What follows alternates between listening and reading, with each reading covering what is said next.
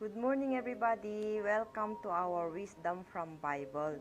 So today we'll continue to speak about to share to you about the resurrection of the people who already died long time ago.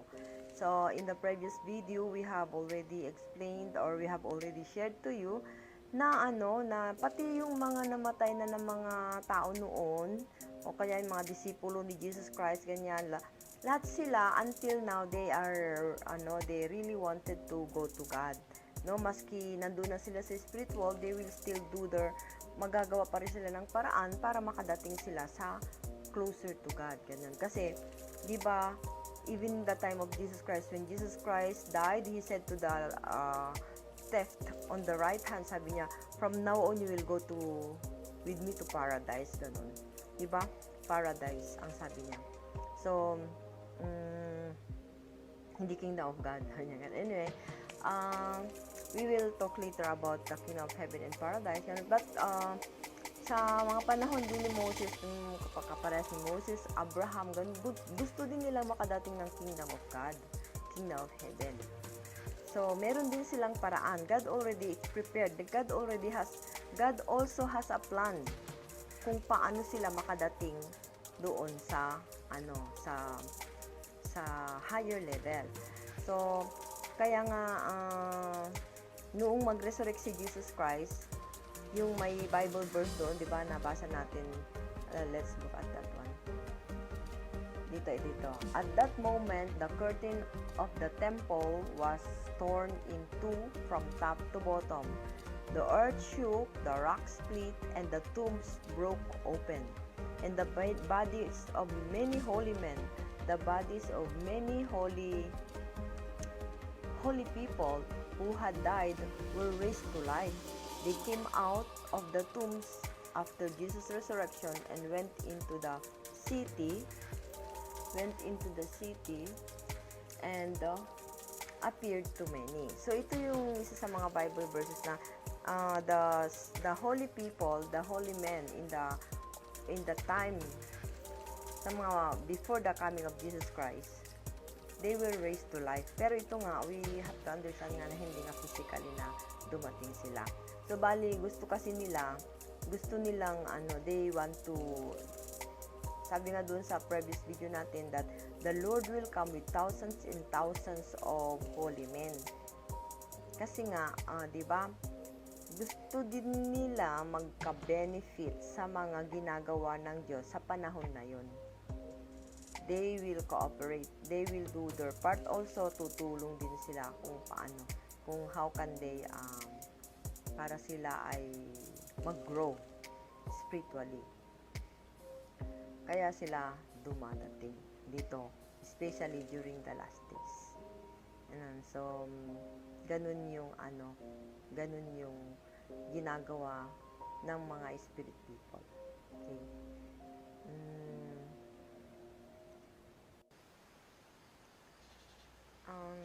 So, ganyan yung mga ginagawa ng mga spirit people na matagal na silang wala ng katawan, pero nandyan pa rin sila, buhay pa rin sila. Parehas ni Moses tsaka ni Elijah na nakita ni Peter, nakita nila na nakikipag-usap kay Jesus Christ. Ibig sabihin, yung katawan lang ni Moses at saka yung katawan ni Elijah lang yung nawala, pero yung espiritu nila nandyan pa rin, buhay na buhay, and they were talking to Jesus Christ. Ilang taon na bang nakaraan na namatay na si Moses?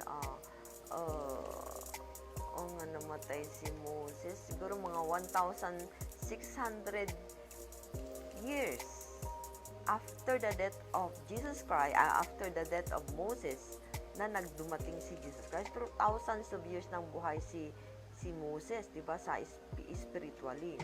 So talagang buhay yung spirit ng mga tao. Pagkatapos niyan, kailan kasi hindi nga sila makadating doon sa gusto nila, sa minimithi nila, to be with God, to become God's children, to be with God as the citizens of God's kingdom. Ganyan, hindi sila makadating doon sa place na yun. Kaya kailangan nilang work, kailangan nilang makipag work with Jesus Christ para kung saan pupunta si Jesus Christ, doon din sila pupunta. So, di ba, in our previous videos,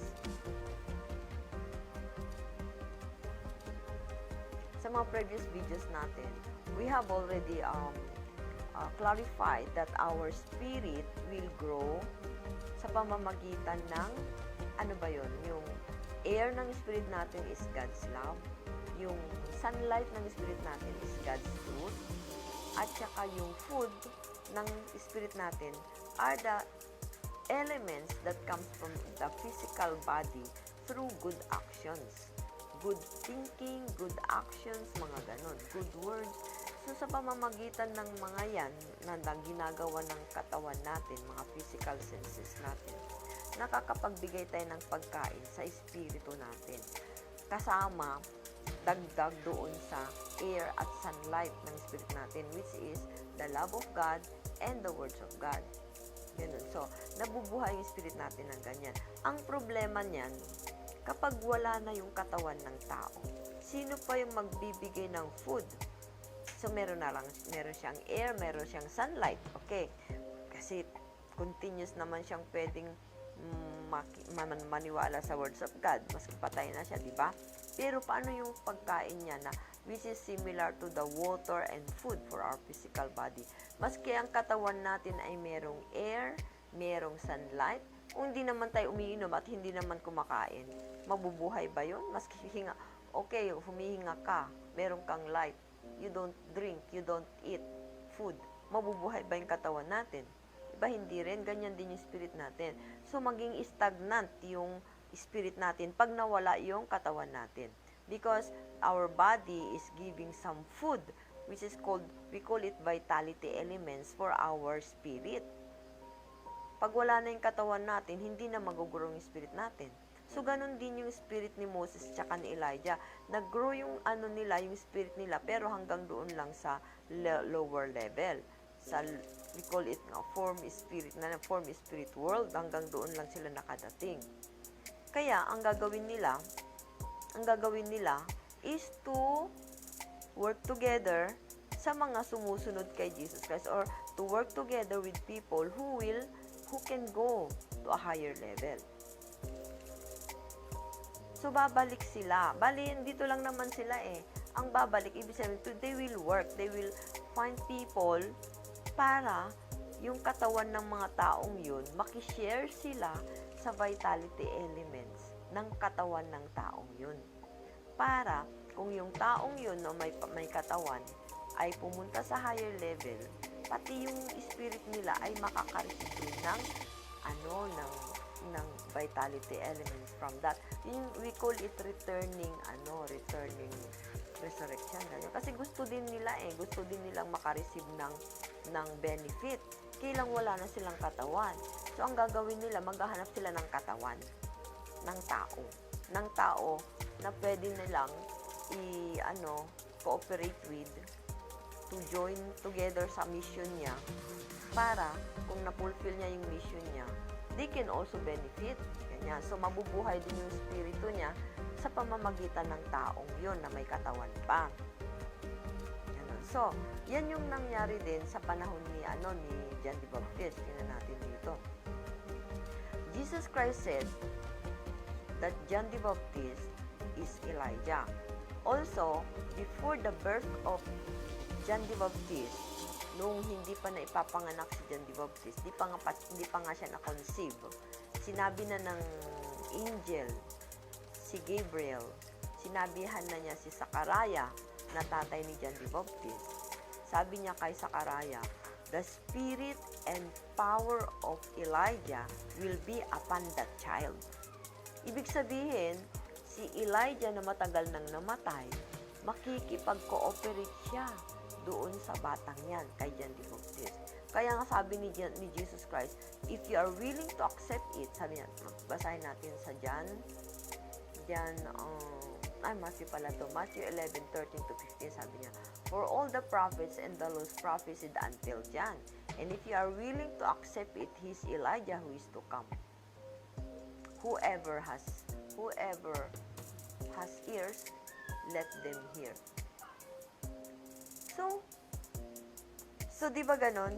O si John the Baptist na may katawan, pwede siyang makapagbigay ng mga good elements kay Elijah kasi ang mission ni Elijah is to prepare the mission, to prepare a people for the Lord.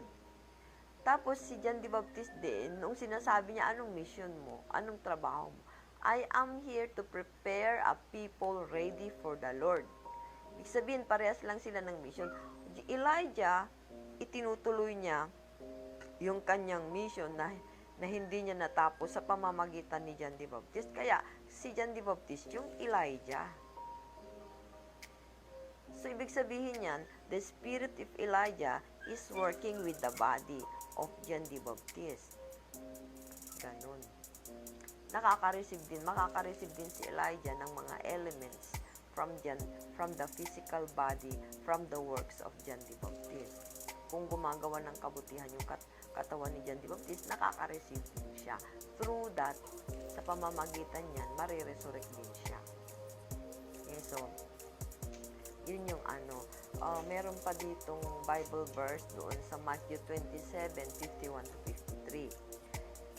At that moment, the curtain, yung namatay si Jesus Christ. So when he said, Eli Eli sabatani, why did you, and then he breathed his last, and then humingi siya ng vinegar, and then when he drank the vinegar, he died. Ganun. So at that moment, ito na yon, the curtain of the temple was torn in two from top to bottom.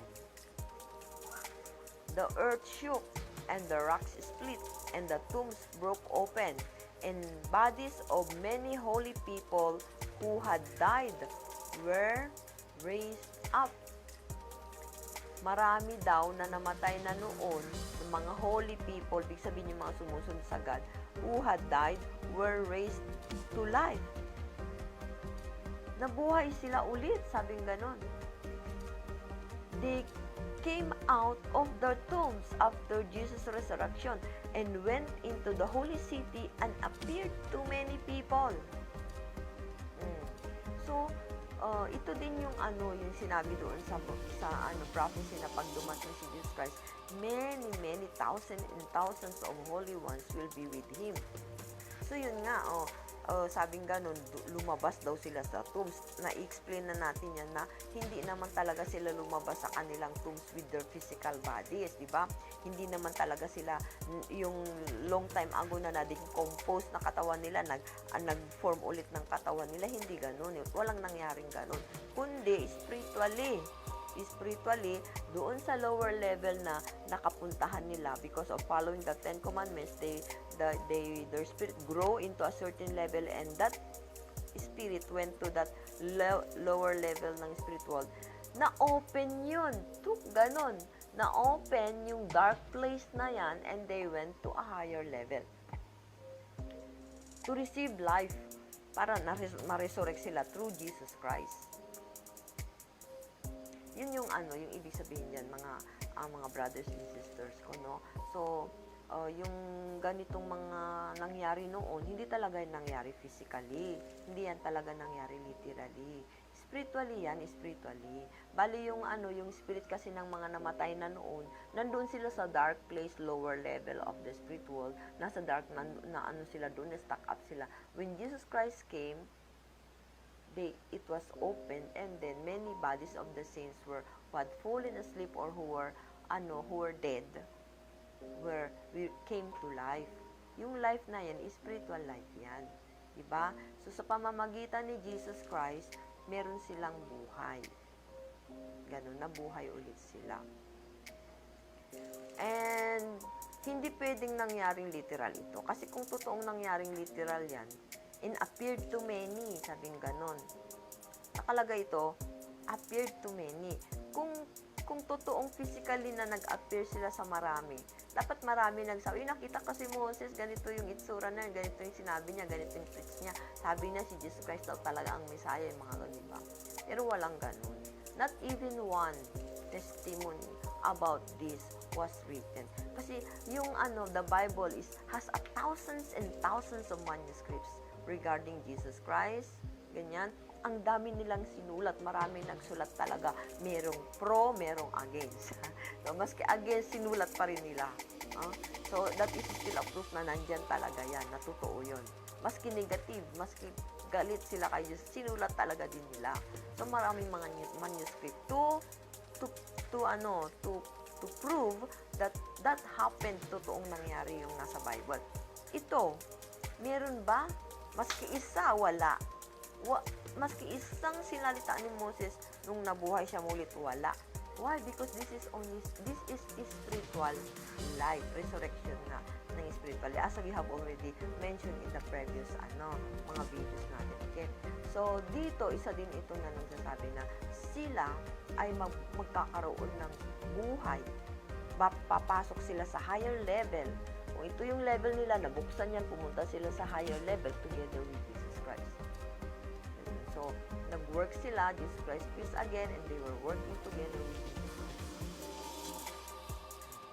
to receive benefits of that age, to receive the benefit of God's work sa panahon na yun. So, maski patay na sila, pwede pa rin silang mag-grow to a higher level sa pamamagitan ng mga tao whom they were cooperating with. Yung mga katawan ng tao, dyan din sila makaka-receive ng magandang elemento that will make them alive. Yung mga namatay na noon pa. So, yun yung dyan, yung kaya ito, yung, ano ba to? Ito. So far we are talking about the resurrection of those who believe in God, di ba? So, tingnan natin tong mga faithful, those who really followed God. Example ito ng mga faith nila. This is written in Hebrews 11. Pagbabasahin yung the whole chapter of Hebrews 11, these are all the faith. Ipinapakita doon kung gaano ka-faithful yung mga tao noon na sumusunod sa Diyos. So, ito, yung mga few lang itong mga last part lang ng chapter 11 ang nilagay natin dito for us to read it, okay? And what more shall I say? I do not have time to tell about Gideon, Barak, Samson, and Jephthah, about David and Samuel and the prophets, who through faith conquered kingdoms, administered justice, and gained what was promised, who shut the mouths of the lion, who shut the mouths of lion, quenched the fury of the flames, and escaped the edge of the sword, whose weakness was turned to strength,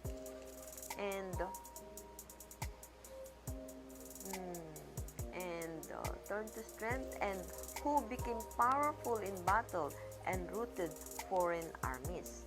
So, mga yung ikinikwento dan sa Hebrews, yung mga faith, gaano ka-strong yung faith nila, na panalunan nila yung mga battles nila, hindi sila kinain ng mga lions, they escaped the mga sword, ganun. Meron pa dito. And, ito, tuloy natin. Some faced jeers and flogging, and even chains and imprisonment. They were put to death by stoning. They were sewed. May mga nilagari pa daw. They were sewed in two. They were killed by the sword. They went about in sheepskin and goat skin, and destitute, persecuted, and mistreated. The world was not worthy of them. They wandered in desert and mountains, living in caves.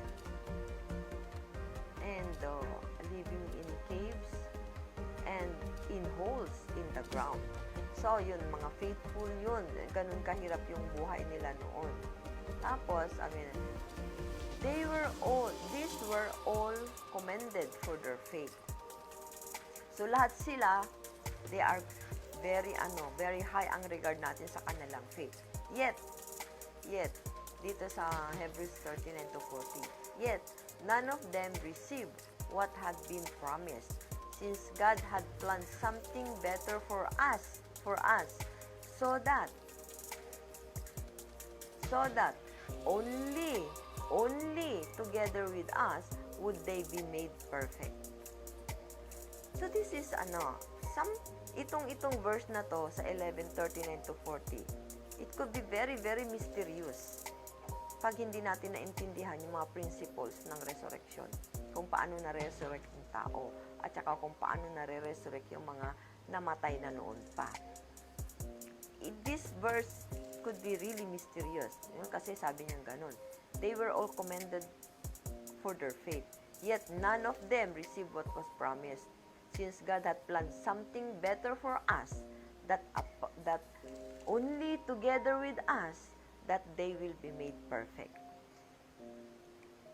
So yun nga, yung sinasabi natin noon na yung mga espiritu, hindi na sila pwedeng mag-grow spiritually. Kung spirit lang sila, kasi wala na silang katawan.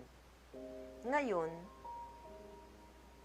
yung mga saints na yan, sila Abraham, sila Moses, at ngayon, yung mga apostles ni Jesus Christ, ganun, lahat ng mga naging martyrs, ito yung mga sinasabi dito, yung mga they were stoned to death, they were sued, nilagar sila into half, pinakain sila kung saan-saan, ganun.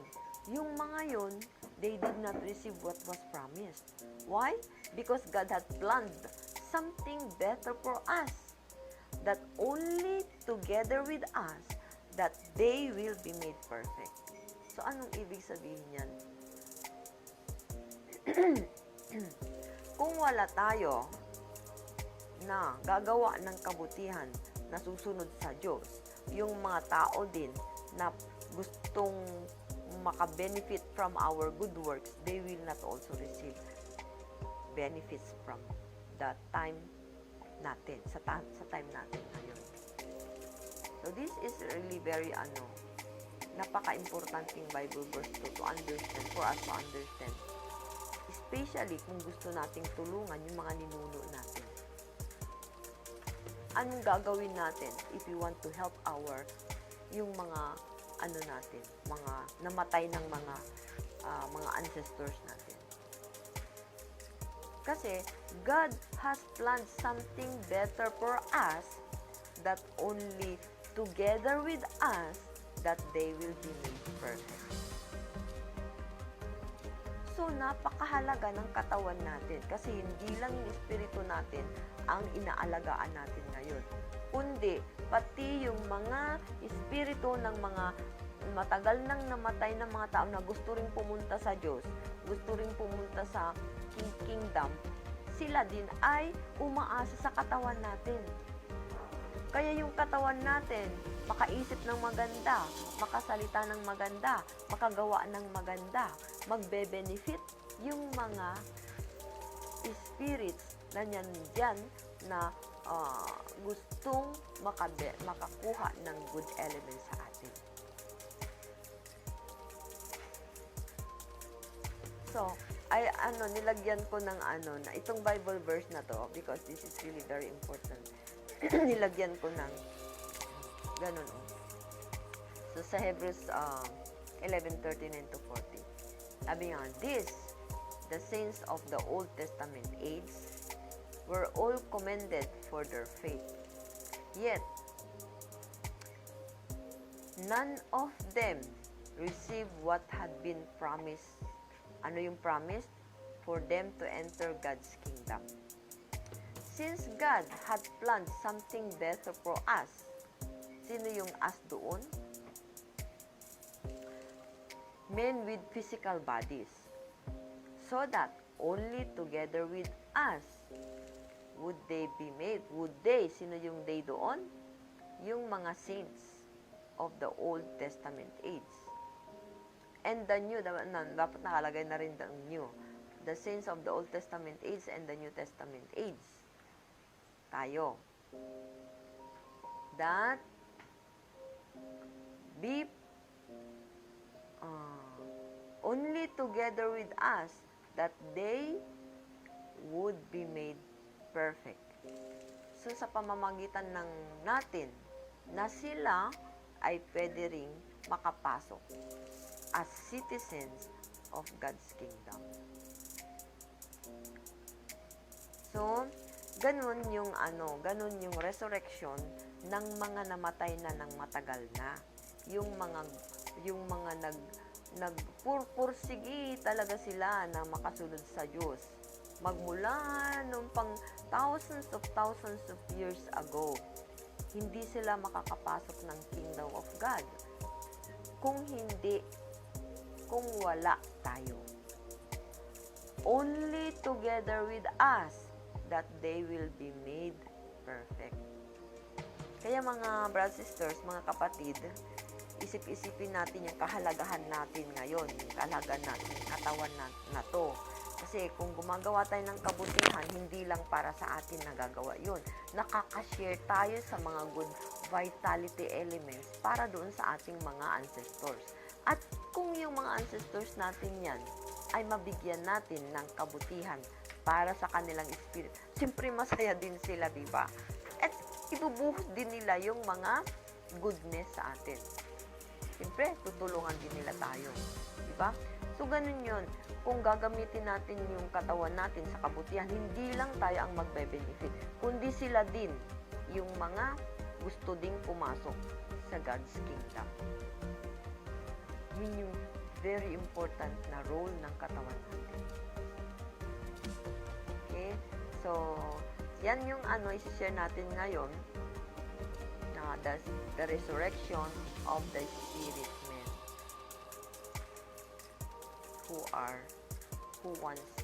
who were following God and wants to enter God's kingdom. Okay, and bye-bye. Have a nice day.